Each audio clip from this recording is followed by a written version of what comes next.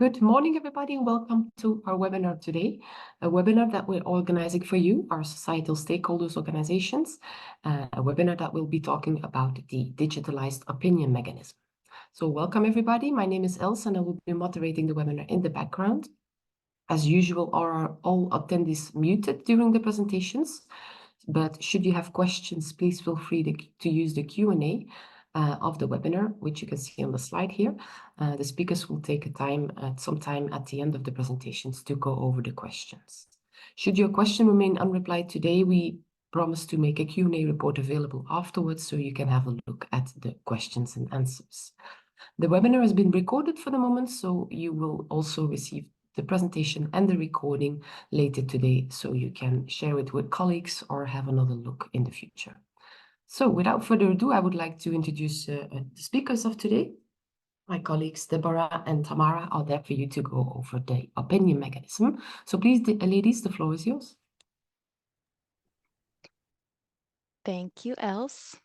I'm trying to turn on my camera. There we go.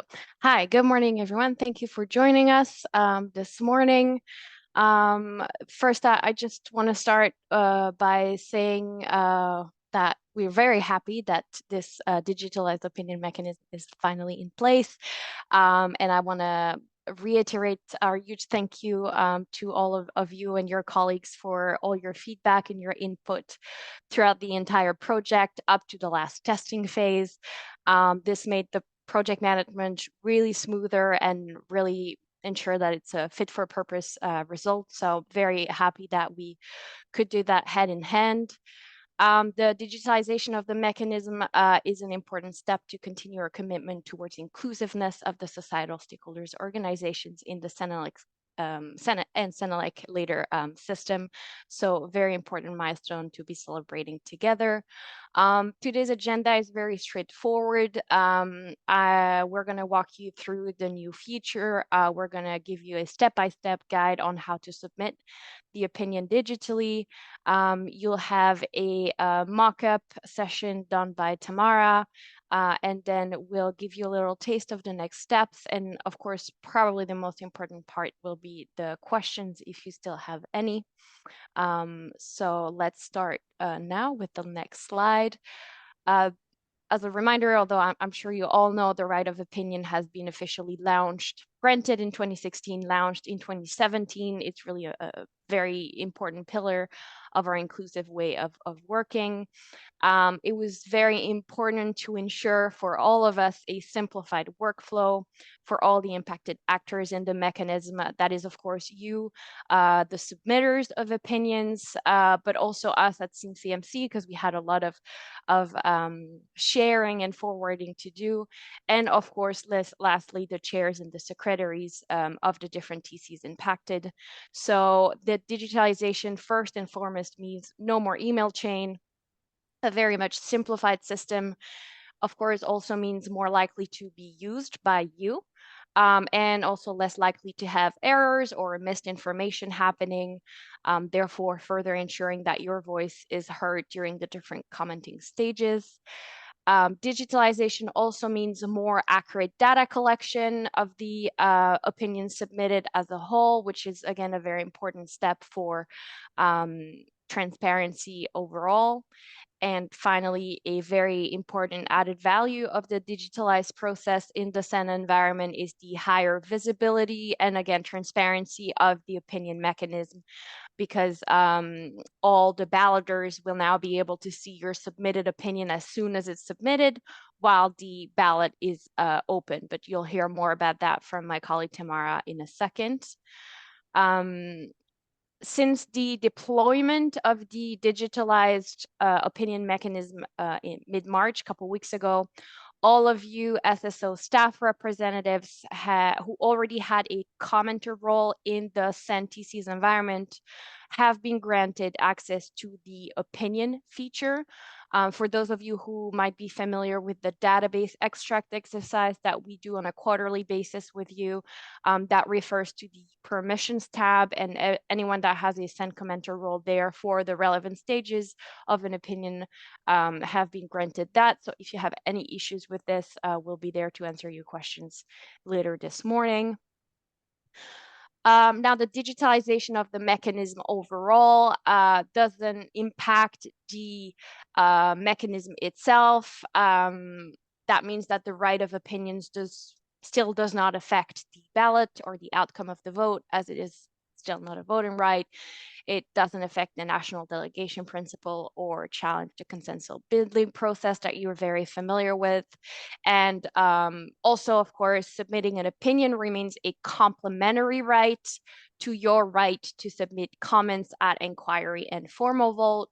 So these remain two very distinct rights that continue to coexist in your box of tools, and the same rules remain to be applied. So this means that comments for changes or editorial changes are to be introduced via the submission of comments on the CEN environment, which remain unchanged, and you can continue to do that as you've been doing it so far, while the opinions in the CEN environment remain to express favorable and not favorable opinion on a draft standard that you are encouraged to have been actively participating in, and possibly, and most of the time I've seen that when you submit an opinion, you've also submitted a comment as well. So it's really this complementary system.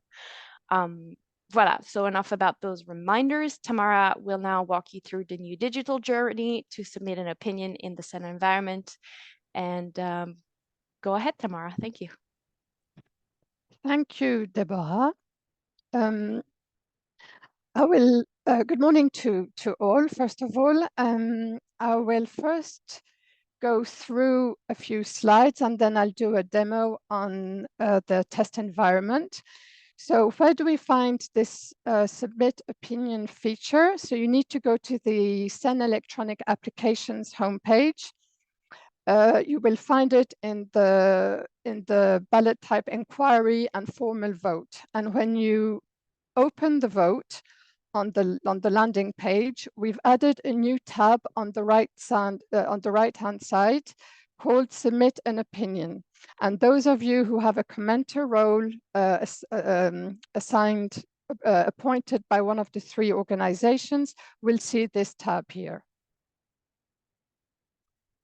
Then once you click on the tab, you will land on this page. So this is where you can choose your answer. You have favorable, not favorable, or abstention. And for the first two, for favorable and not favorable, you're required to fill in the opinion form and upload it. So if you don't upload a document when selecting the favorable or not favorable, you won't be able to proceed any further. So the system will remind you. Then, while the ballot is still open, we've added a table at the bottom of the page called Societal Opinions, and this is where we'll see your opinions. So we'll see the name of the organization, who it was cast by, the date, and a link to the opinion form.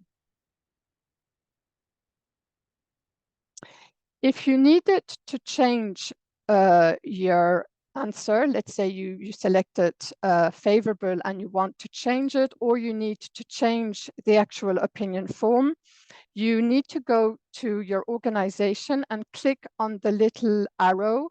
And here you will have add a version, and this will direct you back to the answer page where you can select from favorable, not favorable, and abstention. And you can change your answer and upload the new form if you need to. Then on the voting results report, we've added a new table called Opinions from Societal Stakeholders Organizations just below the vote matrix. But I'll show you all this in the live demo, which I'll do right now. So first of all, so you need to go to the CEN portal. I'm actually quite unaware who of you has already used the commenter tab. So I'll explain briefly how to get there. So you go to the CEN portal, you need to select the ballots on draft standards. Then you go to your CEN inquiry or formal vote. For today, we'll take the CEN inquiry. You select the ballot for which you would like to submit your opinion. So we'll go in this one. As I hold the role of commenter from one of the three organizations, in this case, ANEC, actually, I can see my submit comment as I always have, and then I have now the submit opinion beside it. So I click on submit opinion.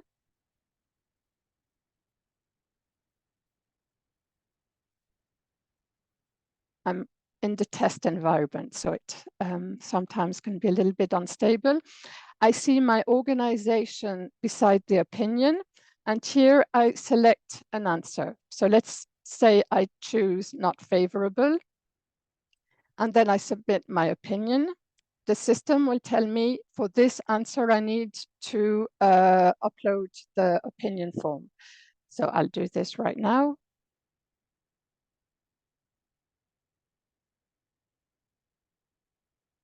Submit opinion. And while the ballot is still open, I will see my opinion at the bottom of the page. If I decided I wanted to change my opinion, then I go into the little box, the arrow box beside, and I add a version. We highly recommend not using the delete button. If you use the delete, it will definitely delete the document, but we ask people to use the add version so that we can keep the history of what was done on this ballot. So let's say I need to change. I'll put favorable. I'll choose another template. The system informs me that the document I've just uploaded will replace the previous one. And now I submit my comment. And then here in the little arrow, I can go into versions. And I will see that there have been a few, well, there's been one change. So that's for open ballots. Now I will show you what the results page looks like. So for that, I need to go back. I'm going to search for a closed ballot.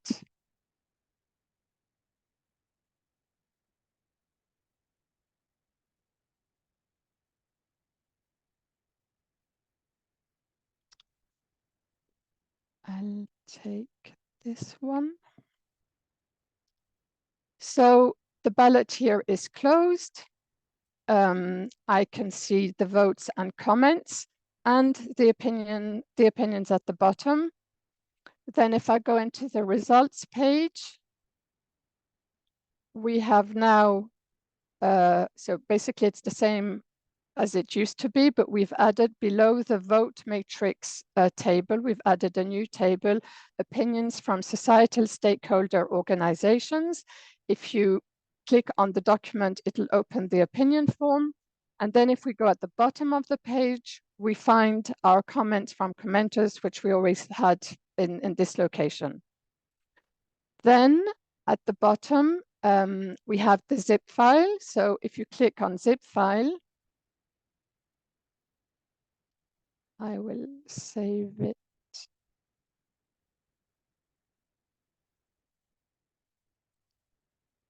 And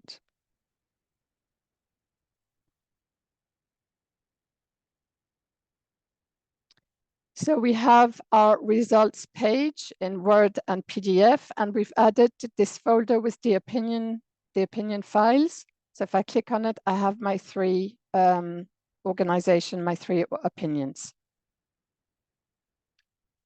And that's it for the demo. So I'll go back to the slides.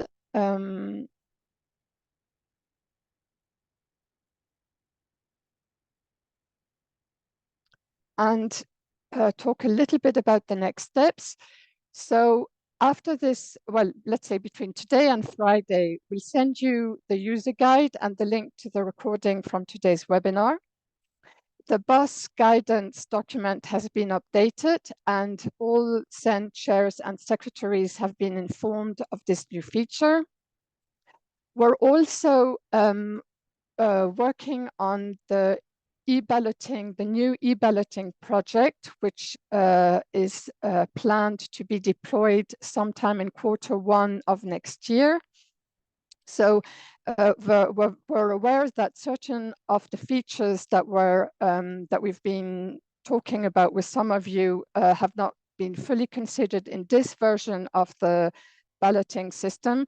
So we'll try our utmost to include them in the transition to the new e-balloting system. We're currently on EB3 and we'll be moving to EB4.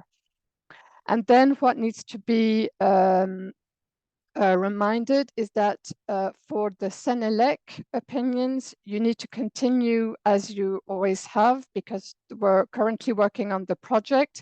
It's ongoing for the moment. And we will inform you when we'll keep you updated on the progress we make, and we'll work closely with you during the implementation phase on the CEN e-voting system.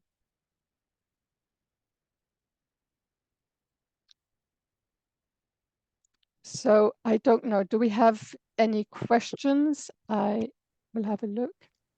No questions for the moment. So I would like to invite the attendees to submit their questions, should they have any. There are not that many persons connected, so if they prefer, maybe they could raise their hands as well, and we can unmute them so they can directly ask their questions, if that's okay for you. There's one question that came in. Kiara wants to know if for CEN joint TCs, the CEN ballot is the valid one.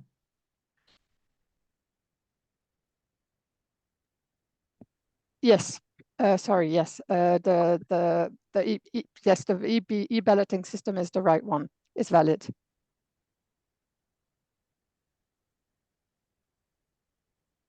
Perfect. There's a second question from Fanny. Will the chairs of the working groups be automatically informed about the opinions?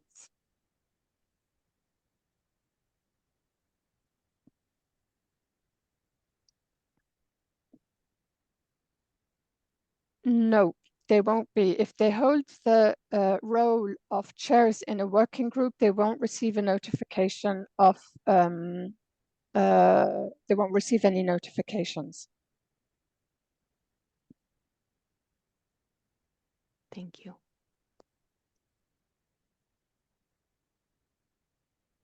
No more questions in the list. Can I maybe suggest that we open the feedback poll for the attendees while people might still think about their questions?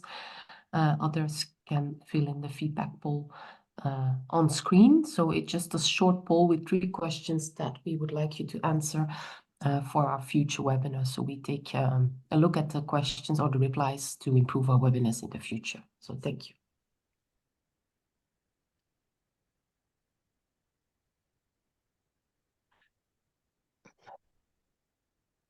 Of course, while you're filling this in, and you might be thinking about the last questions, this is not your final moment ever to ask questions. Again, you'll receive a user guide, you'll have this recording, and then if that still doesn't answer any of your questions, Tamara will be very happy to help you, and I'll be very happy to forward your question to Tamara as well. So don't worry. Voilà, Guido, I anticipated your question. There you go. And then we have one more question from Marco. Yes, the PowerPoint will also be provided, so you can also have a check with that. And then one more question from Chiara. The form for the opinion is the same as the CEN template, not the form we use now. Tamara, do you want to take that one, or do you want me to answer? The form, the opinion is the same as the same.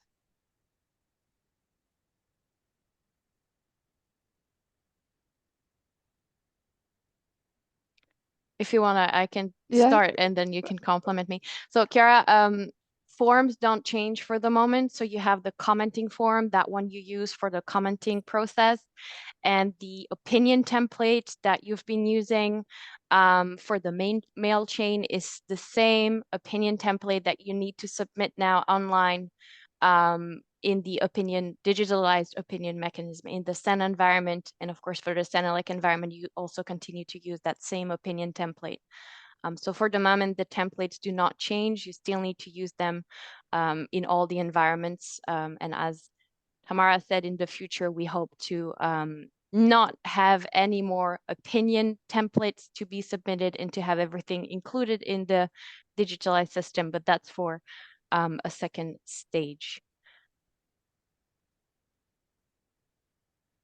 Yes, Chiara, you're correct. So your question is, you saw that in the demo, the system is asking for a commenting template, which is very confusing. It's because at ISO level, they don't really get opinion versus commenting. So you're correct, it's the confusing phrasing. However, the template you'll be submitting for opinions is the opinion template. Thank you for highlighting that, because it's something we needed to make very clear.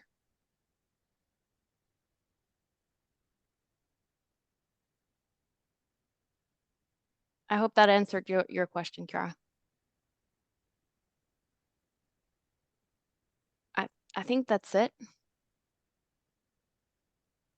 Okay, thanks, Chiara. Is there any last minute big spur of the moment questions? Otherwise, we don't want to keep you longer than needed.